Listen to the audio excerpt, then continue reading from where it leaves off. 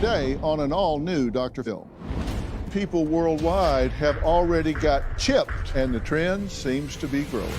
You can download and install application right into your body to give your appendages abilities they were never meant to. Whenever I'm doing my hair and I drop bobby pins on the floor, it's really handy. All the doors in my life just open at my command. What about the concerns? We don't know what the effects are. We know they're not good. Well, technology is constantly evolving, and every day there seems to be something new and innovative to keep up with. Companies can even scan your face or listen to your voice for identity verification. Nowadays, you don't even need these or these. It seems like everything you need is stored right here, of course, right? You all know that. I even used my e-wallet the other day. Not sure I did it right, but they let me go. But let's take it a step further. What if you could unlock your car, open your door, or place a call with just this? And how would you do that? Well, you would put it here in your arm. Yes, today we're talking all about human microchipping. Surgically adding implants underneath your own skin to store and access information, open and close doors, pay for groceries, unlock safes, and other useful tasks. Now, you may have heard about microchipping animals, right? But 50,000 people worldwide now have been chipped in recent years, and the trend seems to be growing. But my first guest, Anastasia, disagrees. I say she disagrees a lot because she has 47 implants and counting. And you won't believe what she says she can control from underneath her skin. At the moment, I have 47 implants in my body, and I plan to get more. A lot of the implants I have in my body are microchips. I have 32 in me right now. I have microchips everywhere. I have one in my calf, I have them in my hands, I have them in my forearms, I have them in my ears, I have them in my shoulder, I have them in my chest. I have a microchip in my right thigh, actually, that when scanned with a phone, it calls 911. I've also implanted 14 magnets and a microcomputer. I'm a magician, and what a lot of people might not realize is a lot of magic is done with magnets. I have them all in my hands, I have them all down my arms.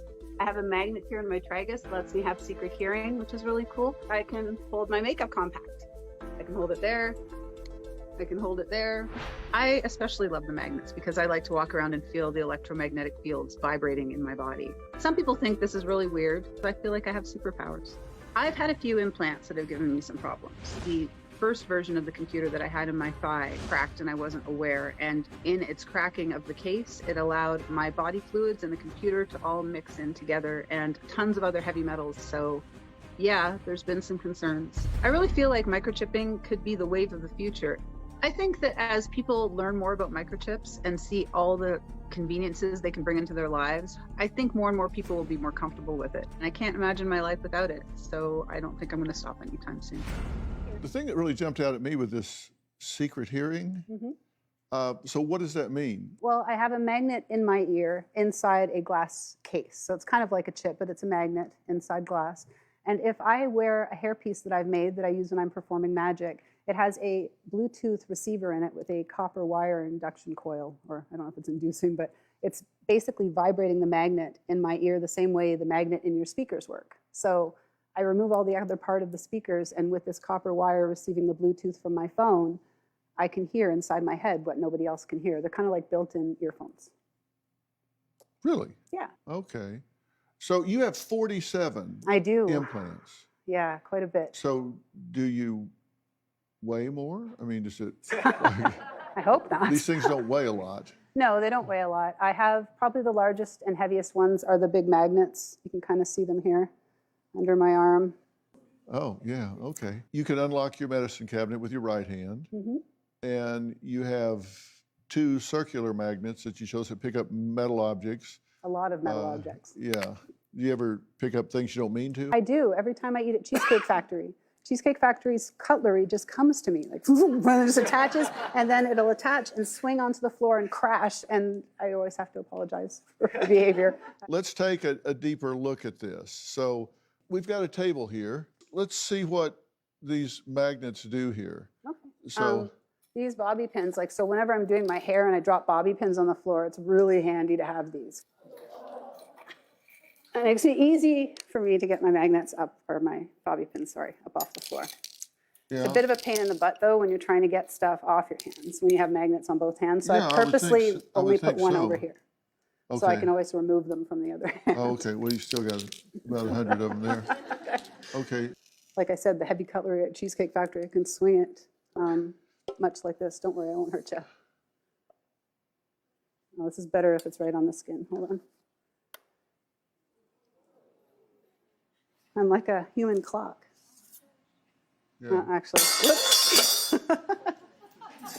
My clock needs repairs. And then what do you do with the phone? I can scan things. So for example, if I were to have a chip in my heart, scan the chip, it should show Oh, you. wow. everything. Yeah, no, it's doing it. No, This is the day I married my best friend. it shows you my wedding video.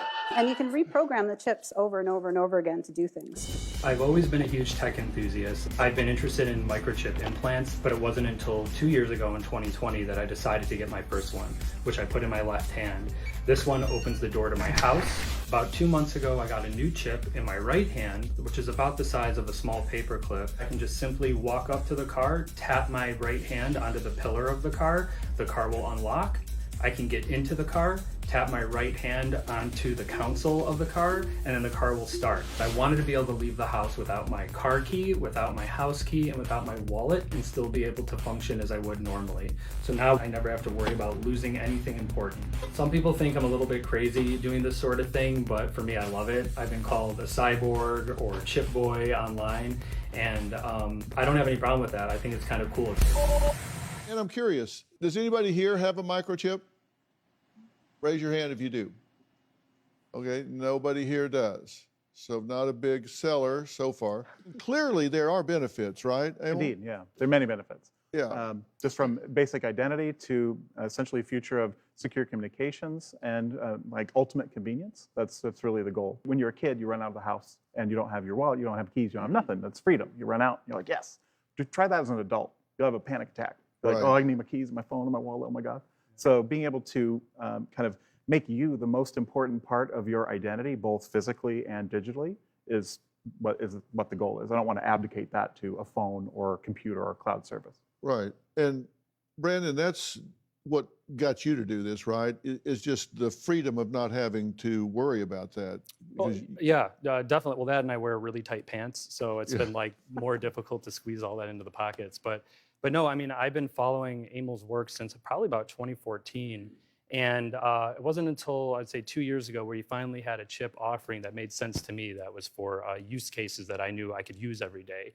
And that's when I put in the smaller chip, that's about the size of a grain of rice, right here into my hand, which controls my front door, my back door. I do have my COVID Vax card on it, which came in super handy because I was at a concert. They wanted proof of Vax.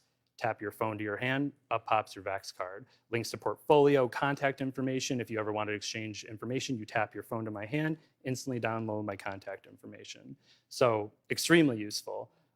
2 months ago, I got the larger chip, which is about the size of a small paper clip, sits between my pinky and then my ring finger right here.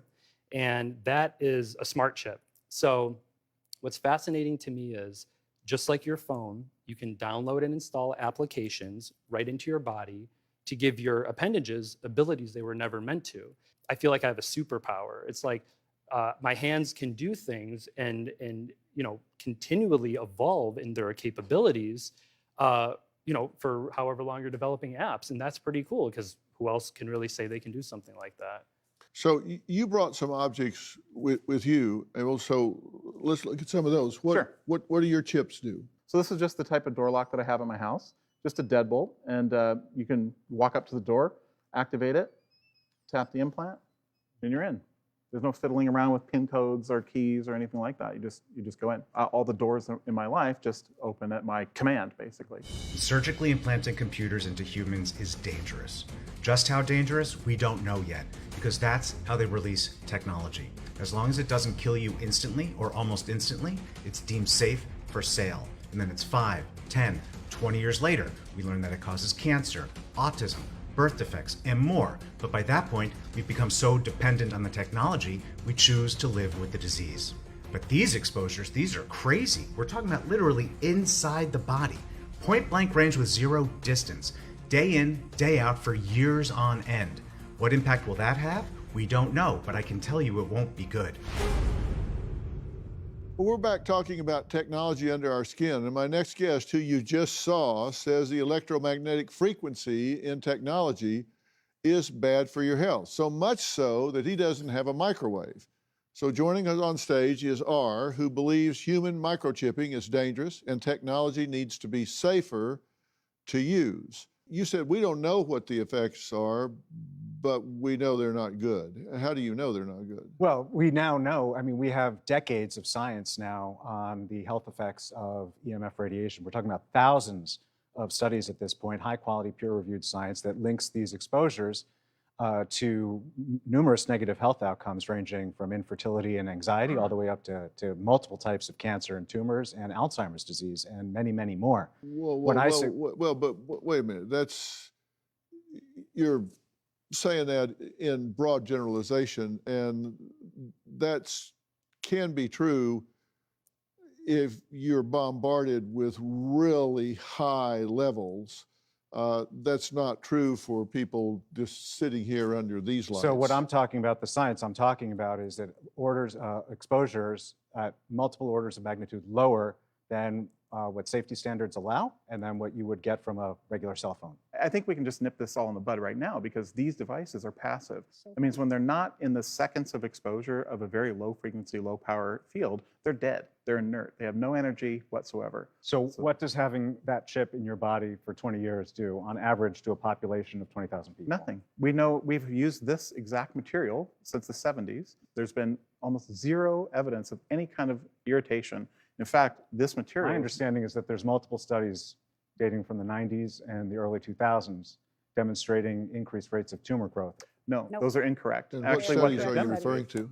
I'm talking about, well, I think Yeah, so there are 3 studies that were referenced, but these are all studies that were tumor studies in animals either genetically engineered to get tumors in order to study the tumors or chemically induced tumors. The outcomes of the studies were noted that, oh, you know what, around the implants in these animals we're using to ID them, there were a tumor, but alongside 50 other tumors in these bodies. And it wasn't all, it was about 8% of those animals. So it was just a note in the study. But there are people that want to benefit off of this, people that write certain kind of books and certain kind of scare tactics, and they use these studies to say, look, it's bad, and this is all coming for you, and we want to sell you a book. Biohacking, the new kind of human evolution. This is a little Samsung door lock, a little deadbolt, and I can push the button and present my tag, and it unlocks. So that's the deadbolt. Thank you. Biohackers look at it a little differently. We see the body as a sport utility vehicle for the brain. So the brain is ourselves, and our body is a pretty cool, adaptable, flexible, and now upgradable sport utility vehicle. Well, we're back talking about human microchipping, and people have asked, would I ever do it?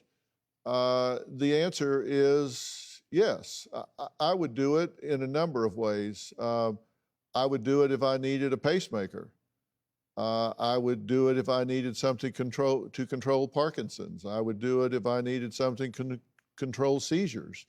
A lot of these things have been going on for a long time. People just didn't call them human microchipping. We have smart clothing. I don't know if people pay attention to that provide biometric data like heart and breathing rate. This is a multi-billion-dollar industry when you take all of this stuff into account. The percentage of people that have a smartphone, which I swear is attached to most people's body. I don't know that you ever see them without this attached to their hand. Yeah. And is this the wave of the future? I don't see how it cannot be. Just remember, a year from now, 2 years from now, 5 years from now, you heard this conversation first, right here on Dr. Phil about microchipping. Do you have a story or a question for me? Click the link in the description and tell me what in the world is going on.